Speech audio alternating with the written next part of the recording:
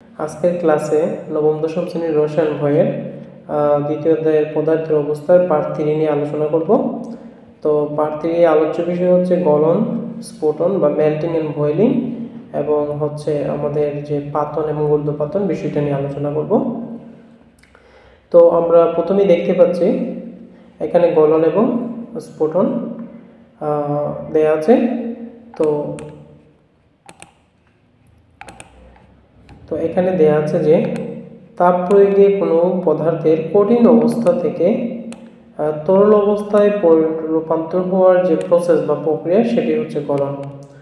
অর্থাৎ কোনো কঠিন পদার্থ বা কঠিন অবস্থায় আছে এরকম কোনো পদার্থকে আমরা যখন তাপ প্রয়োগ করি তখন কিন্তু সেটা তাপের প্রভাবে কিন্তু তরল অবস্থায় পরিণত হয় বা প্রাপ্ত হয়, তাকে আমরা গলন বলি। বায়ুমণ্ডলীয় চাপে তাপ প্রদানের ফলে যে তাপমাত্রায় কোনো কঠিন পদার্থ তরলে পরিণত হয় সেই তাপমাত্রাকে উক্ত কঠিন পদার্থের গলনাঙ্ক বলে। অর্থাৎ স্বাভাবিক বা বায়ুমণ্ডলীয় চাপে যদি কোনো পদার্থ বা কোনো কঠিন পদার্থকে তাপ প্রয়োগ করা হয় তাহলে যে তাপে বা যে তাপমাত্রায় সেই কঠিন পদার্থটা কঠিন থেকে তরলে পরিণত হয় সেই তাপমাত্রাকে উক্ত পদার্থের গলনাঙ্ক বলে। যেমন আমরা জানি বরফের গলনাঙ্ক হচ্ছে 0 ডিগ্রি সেলসিয়াস। আবার যেমন কঠিন লবণকে যদি আমরা তাপ দিতে থাকি এবং যখন সেটার তাপমাত্রা 801 ডিগ্রি সেলসিয়াস উন্নীত হবে তখন কিন্তু লবণ কিন্তু সেটা তরলে পরিণত হয়। তাহলে বরফের গলনাঙ্ক হচ্ছে 0 ডিগ্রি সেলসিয়াস, কিন্তু লবণের গলনাঙ্ক হবে 801 ডিগ্রি সেলসিয়াস।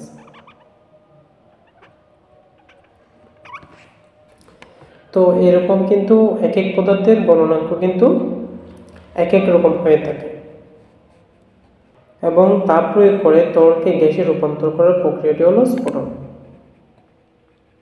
অর্থাৎ তরল পদার্থকে যদি তাপ প্রয়োগ করা হয় এবং তাপ প্রয়োগের ফলে যদি একটা নির্দিষ্ট তাপমাত্রায় গিয়ে যখন সেটি জলীয় বাষ্পে পরিণত হয়ে যাবে এবং সেই পদার্থটা ফুটতে শুরু করবে সেটা হবে সেই পদার্থের স্ফুটন। তো প্রত্যেকটা পদার্থের কিন্তু গলনাঙ্ক এবং স্ফুটনাঙ্ক রয়েছে। যেমন বায়ুমণ্ডলীয় চাপে তাপ প্রদানের ফলে কোনো যে তাপমাত্রায় কোনো তরল পদার্থ গ্যাসীয় পদার্থে পরিণত হয় সেই তাপমাত্রাকে উক্ত পদার্থের স্ফুটনাঙ্ক বলে। তো প্রত্যেক বিশুদ্ধ তরলের একটি নির্দিষ্ট স্ফুটনাঙ্ক থাকে। যেমন বায়ুমণ্ডলীয় চাপে পানির স্ফুটনাঙ্ক হচ্ছে 100 ডিগ্রি সেলসিয়াস এবং স্ফুটনের বিপরীত প্রক্রিয়াটি হলো ঘনীভবন, এটা আমরা আলোচনা করব। তো স্ফুটনের জন্য তাপ দিতে হয় এবং ঘনীভবনের সময় তাপ সরিয়ে নিতে হয়। তো একটু আগে আমরা পড়েছিলাম গলনটি হলো যে কঠিন পদার্থকে তাপ দিলে যে তাপমাত্রায় গিয়ে একটি সময় সেই কঠিন পদার্থটি গলতে শুরু করে সেটি হচ্ছে সেই পদার্থের গলনাঙ্ক।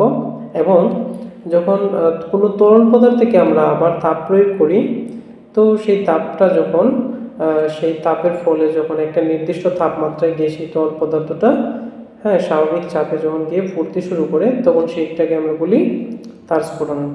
তো যেমন পানির স্ফুটনাঙ্ক হচ্ছে 100 ডিগ্রি সেলসিয়াস। অর্থাৎ পানিকে যদি আমরা 100 ডিগ্রি সেলসিয়াস তাপমাত্রায় উন্নীত করি তাহলে কিন্তু সেটি ফুটতে থাকবে এবং বাষ্প হয়ে কিন্তু উড়ে যাবে। তো আমরা একটি চিত্র দেখতে পারি এখানে। তো এই যে একটি বরফ দেখতে পাচ্ছি, তো এখানে কিন্তু 0 ডিগ্রি সেলসিয়াস তাপমাত্রা আছে। তো এই কঠিন বরফটি কিন্তু যখন আমরা স্বাভাবিক 0 ডিগ্রি সেলসিয়াসের উপরে তাপমাত্রায় রাখবো তখন কিন্তু সেই বরফটি গলতে শুরু করবে। সেই যে কঠিন বরফটি আছে সেটি কিন্তু গলতে শুরু করবে এবং একটি সময় গলে কিন্তু সেটা জলে পরিণত হয়ে যাবে।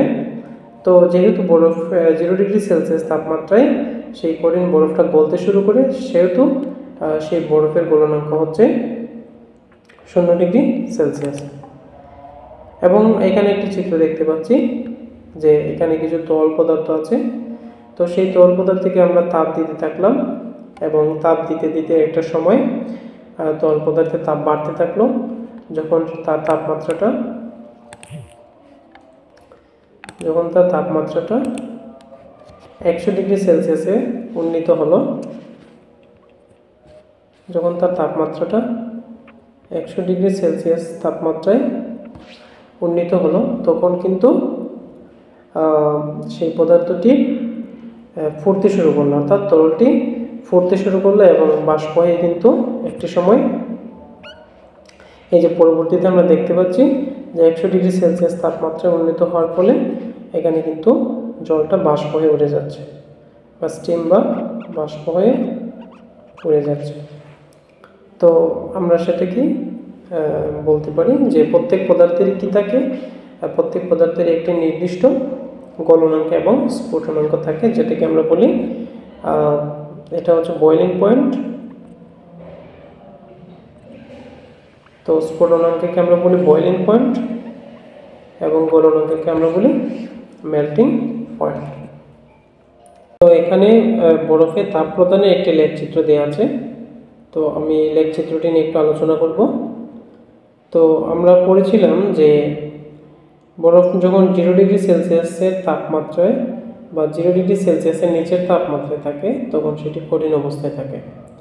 আর যখন একটি কঠিন বরফকে আমরা তাপ প্রয়োগ করি, হ্যাঁ, বা তার যখন 0 ডিগ্রি সেলসিয়াসে যখন তাপমাত্রাটি চলে আসে তখন কিন্তু সেই কঠিন বরফটি কিন্তু আস্তে আস্তে গলতে শুরু করে।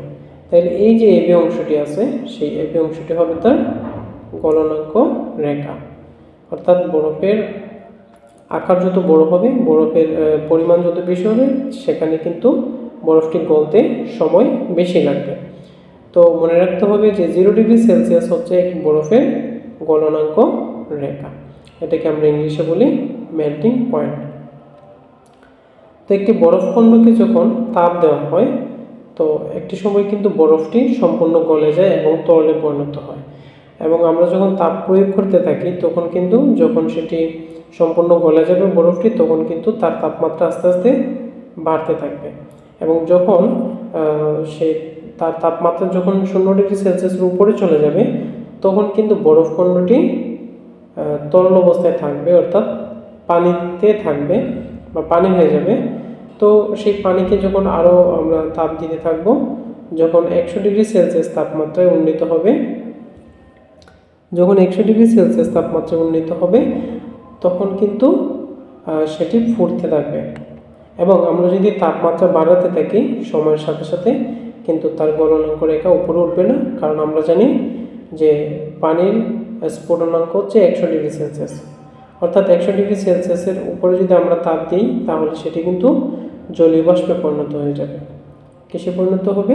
সেটি জলীয় বাষ্পে পরিণত হয়ে যাবে। তাহলে আমরা বুঝতে পারলাম যে এই সিডি হচ্ছে এই তরল পদার্থের অর্থাৎ পানির স্ফুটনাঙ্ক রেখা, পানির স্ফুটনাঙ্ক রেখা। সিডি হচ্ছে পানির স্ফুটনাঙ্ক রেখা, এবং যখনই তাপমাত্রাটা 100 ডিগ্রির উপরে চলে গেল তখন সেটা হয়ে যাবে জলীয় বাষ্প। তো এখানে আমরা যদি দেখি যে এক খণ্ড সলিড বরফ আছে, সো সেই সলিড বরফের মধ্যে আমরা কি করলাম, তাপমাত্রা দিলাম বা তাপ দিলাম। তো তাপ দেওয়ার ফলে কি হবে, বরফ খণ্ডটি গলে তরলে পরিণত হবে। তো সেই লিকুইড বা তরল পদার্থকে যদি আমরা আরও তাপমাত্রা দিই, অ্যাডিং হিট অর্থাৎ তাপমাত্রা যোগ করি, তাহলে কিন্তু একটা সময় সেটি জলীয় বাষ্প বা গ্যাসে পরিণত হবে। তো এখানে সেটাই বোঝানো হয়েছে, অর্থাৎ তাপের পরিবর্তনের ফলে যে পানি 3 অবস্থায় থাকতে পারে, একটা হচ্ছে কঠিন, তরল, আর একটা হচ্ছে গ্যাসীয়। তো তারপর আমরা যদি দেখি যে শীতলীকরণ বা ঘনীভবন, তো এটা হচ্ছে জলীয় বাষ্পকে শীতলীকরণের লেখচিত্র। তো আমরা পূর্বে যেটি পড়েছিলাম যে সেটি যদি আমরা তাপমাত্রা যেহেতু বাড়ানোর ফলে জলীয় বাষ্প হয়েছে, সেই জলীয় বাষ্পকে যদি আবার আমরা শীতল করি তাহলে তাকে কিন্তু আবার স্ফুটনাঙ্ক রেখায় অর্থাৎ তাপমাত্রা কমিয়ে কিন্তু আবার তরল থেকে কিন্তু তাপমাত্রা কমিয়ে আবার কিন্তু আমরা কঠিন বরফে পরিণত করতে পারি।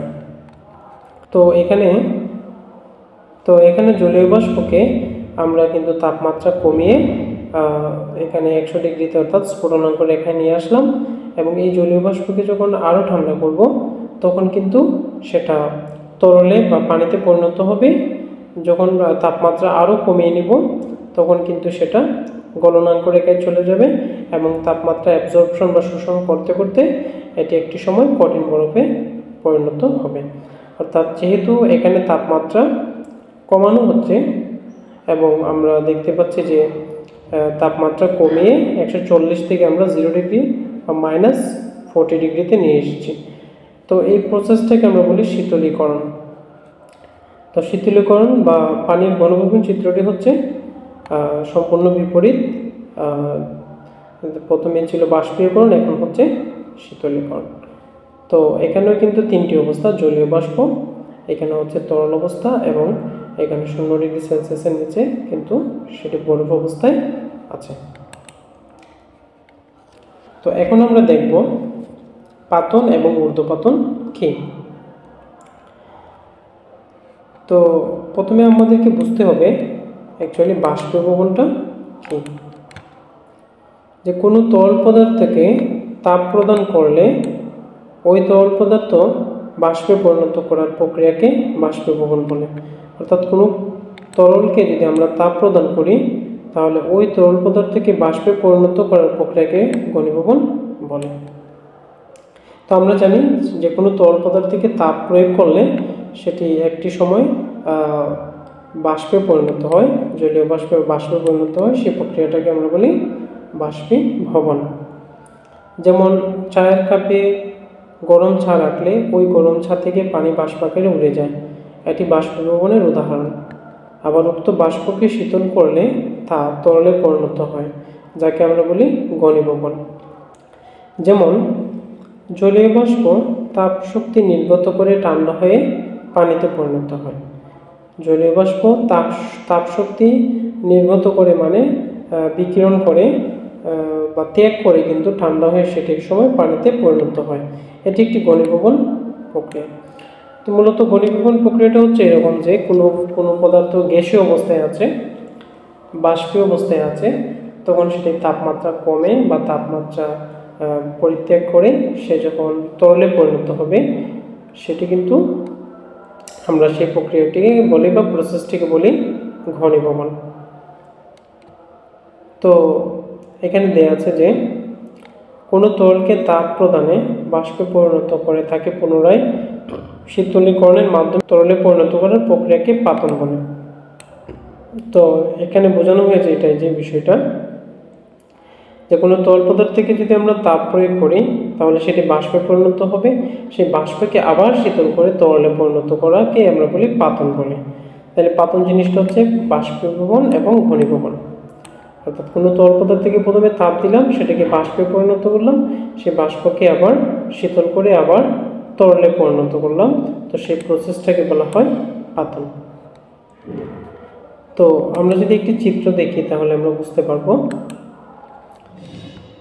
যে এখানে